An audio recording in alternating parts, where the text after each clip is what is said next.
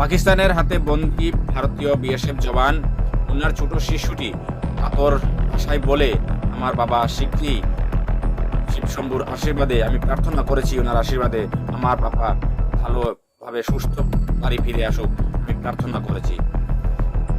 ভারতের বিএসএফ জওয়ান পাকিস্তানের হাতে বন্দী ভুলবশত এলওসি বের করে গেছিলেন বলে জানা গেছে।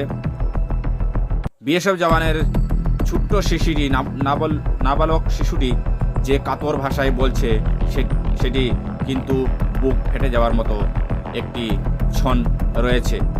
বিএসএফ জওয়ানের ছোট শিশুটির রুদনে ভারতবাসীর চোখে নেমে আসে অশ্রুর ধারা।